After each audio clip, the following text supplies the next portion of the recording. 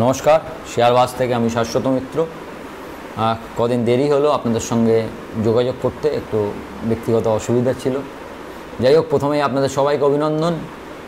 প্রায় 13 বছরের খরা আইসিসি ট্রফির কাটলো ভারতের। আবার আমরা champion, world champion in cricket.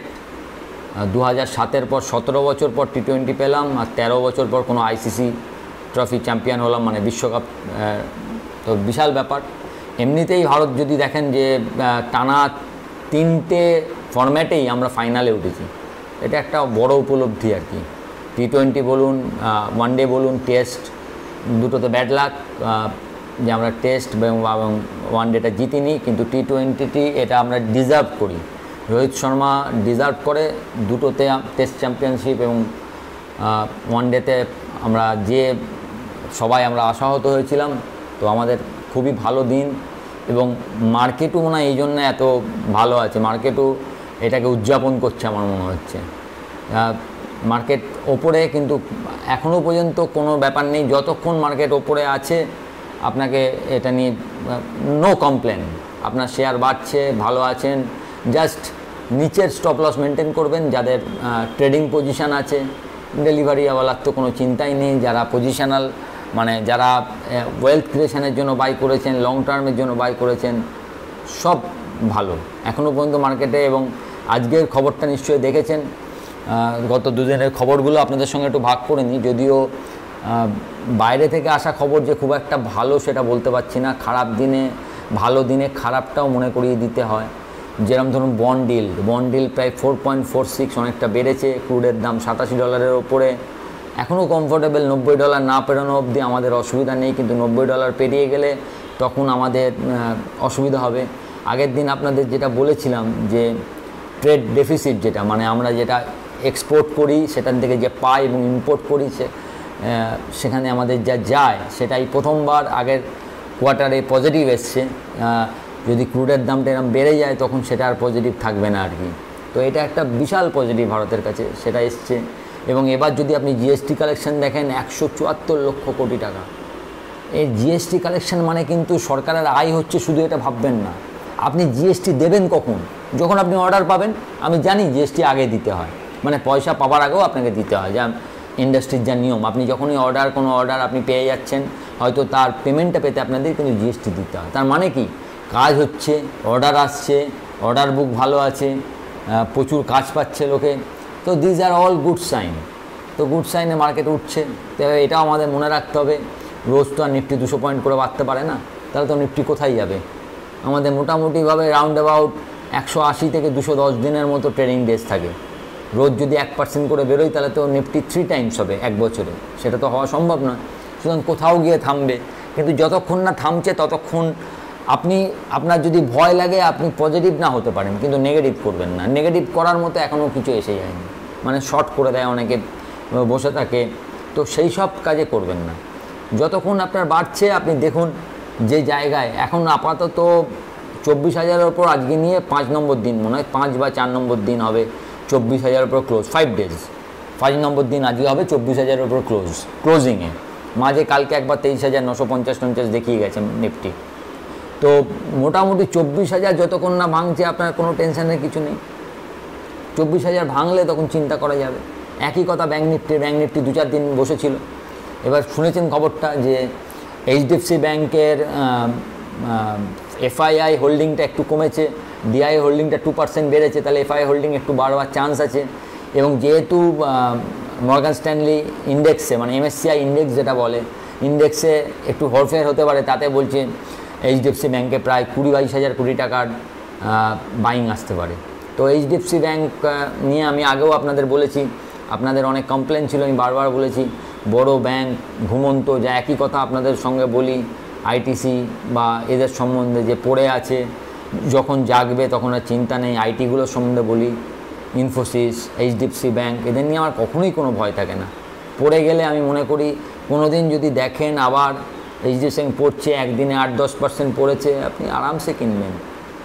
এরা এতদিন ধরে রেজাল্ট দিয়েছে, বারবার বলেছি যে এত বড় একটা অ্যামালগামেশন মার্জ হয়েছে এইচডিএফসির সঙ্গে এইচডিএফসি ব্যাংক, বুক ঠিক হতে একটু টাইম লাগে। দেখুন তার আগেই আমরা 1800-তে পৌঁছে গেলাম। 1400 থেকে 1800, not a matter of joke, 30%। একটা বড় ব্যাংক 30% বাড়ছে, ভাবতে পারছেন? This is the power of this giant. এরা দৈত্য, ঘুমাচ্ছে আজকে, ঠিক আছে, যখন বাড়বে কোনো চিন্তা নেই। একই জিনিস আজকে আপনাদের একটা কথা বলি, যেটা হঠাৎ করে খবরটা এলো দেখলাম, যে আমি বলেছিলাম যে মেটালে দেখবেন আয়রন ওরের দাম ক্রমশ পড়ছিল। আজকে গতকালের ট্রেডে first time iron ore 5% bounce back করেছে তলা থেকে, মানে যেখান থেকে একদম পড়ে গেছিলো সেখান থেকে 5% বাউন্স ব্যাক করেছে। তো এর ফলে মেটালগুলো, বিশেষ করে হিন্দ কপার, টাটা স্টিল, এরা খুব ভালো হতো, বেদান্ত, এরা এখান থেকে আবার একটা জার্ক দিতে পারে। তো বিশেষ করে directly related with Hind copper. তো হিন্দ কপার আপনি এখন 325 টাকা বন্ধ হয়েছে। আচ্ছা, প্রথমে একটা কথা আপনাদের এখানে কিছু বলার আগে বলে নিই, যে আমার এই চ্যানেলটা কিন্তু কমপ্লিটলি ফর এডুকেশন পারপাস, এবং আমি নিজেও সেবি রেজিস্টার্ড নই। ফলে আপনি যখনই যদি আপনি মনে করেন এখানে শুধুমাত্র আপনাদের এডুকেশনের জন্য বলা হয়, কোনো কল বা কোনো রকম রেকমেন্ডেশন করা হয় না, এটা মাথায় রাখবেন। যদি কেউ এই শুনে আপনাদের যদি মনে হয় কোনো কিছু করব, সেটা আপনার রিস্ক, এবং আপনার যিনি এক্সপার্ট আছেন তার সঙ্গে কথা বলে যদি মনে করেন যে নেওয়া যায়, তখন আপনারা ভাববেন। আমার কথায় বা আমি এখানে কোনো রেকমেন্ড করিও না, সেই জন্যে কখনো ভাববেন না যে এখানে বলা হচ্ছে মানে আপনি নেবেন। এটা সবসময় আমার যে কোনো এই শব্দবন্ধটুকু আপনি আমার প্রতিটা ভিডিওর জন্য মাথায় রাখবেন আপনারা। কারণ এখন সেবি যেটা বলেছেন যে যারা রেজিস্টার্ড নয় এবং সেবি রেজিস্টার্ড নয়, তারা এগুলো কিছু করতেই পারেন না। শুধুমাত্র এডুকেশনাল পারপাসেই আমরা ভিডিও করতে পারি, এবং আমার ভিডিওটা কমপ্লিটলি এডুকেশনাল পারপাস। সেই হিসাবে বলছি যে যেহেতু আপনার আয়রন ওরের দাম বেড়েছে, সেক্ষেত্রে হিন্দ কপারের দাম বারবার একটা চান্স আছে। তো 325 টাকা দাম, আপনি এখান থেকে 350-60 টাকা ইট ক্যান গো, সহজেই যেতে পারে আর কি। এখান থেকে 7 থেকে 10% বাই হওয়াটা খুব একটা বড় কথা নয়, এটা হতে পারে আর কি। তো এই ধরনের যে ট্রেডগুলো যেখানে আছে, যেমন আইটি রিলেটেড আপনাদের আগে বলছিলাম যে আইটিগুলো বাড়তে পারে। এইচডিএফসি ব্যাঙ্ককে অনেক আগে বলেছি, ব্যাঙ্কগুলোর কি হয়েছে দেখেছেন। আমি এখনও মিড ক্যাপ ব্যাঙ্ক সম্বন্ধে খুব পজিটিভ, যদিও সেগুলো বাড়েনি। IDFC first bank, federal bank, এগুলোর রান কিন্তু ডিউ, এগুলো প্রত্যেককে 10% রান ডিউ আছে। আইডিএফসি ফার্স্ট ব্যাঙ্ক 81-82 টাকা দাম, এখান থেকে 90-95 হলে আমি অবাক হব না। ফেডারেল ব্যাঙ্ক 175 দাম মনে হয়, এখান থেকে 190-90 যায়, আমি খুব একটা অবাক হব না, কারণ আমার মতে মিড ক্যাপ ব্যাঙ্ক এখনও বাড়েনি। তো এইগুলো এখনও জায়গা আছে আর কি। পিএসইউ শেয়ার দেখেছেন, আজকে একটা খবর এসছে যে সরকার লক্ষ্যমাত্রা নিচ্ছে যে 2029-এর মধ্যে মিনিমাম 50,000 কোটি টাকার ডিফেন্স ইকুইপমেন্ট বাইরে এক্সপোর্ট করবে। তাহলে ভাবুন, 50,000 crore ভারতে প্রথম ডিফেন্স কিছু এক্সপোর্ট করছে। আপনি দেখেছেন আগের দিন যে কিছুদিন আগে একটা খবর বেরিয়েছিল যে প্রথম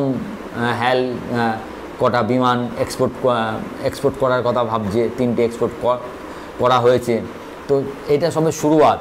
এখান থেকে লক্ষ্যমাত্রা যদি 50,000 কোটি টাকা হয়, মানে এটা বাইরে এক্সট্রা যা রোজগার করছে তো করছেই, দেশের মধ্যে যা সরকারকে দিচ্ছে সেগুলো তো রোজগার আছেই, বেল, মেজগাঁও সবার আছে। এছাড়া এবার বাইরে 50,000 কোটি টাকা যদি সত্যি করে পাঠায়, তাহলে 50,000 কোটি টাকার এদের যদি আপনি লাভ দেখেন, তাহলে কত লাভ হতে পারে নিজেরা হিসাব করে নিন। এবং সেই হিসাব যদি করেন, এরা এখনও তো আপনার খুব একটা যে বিশাল বেড়ে গেছে 80, 90, 100 পিতে চলছে তা নয়। This still run on 35-40 piece. তো এখনও এর ওপরে যাওয়ার জায়গা আছে। তো বুঝতেই পাচ্ছেন যে সমস্ত গুড নিউজ মার্কেটে রয়েছে।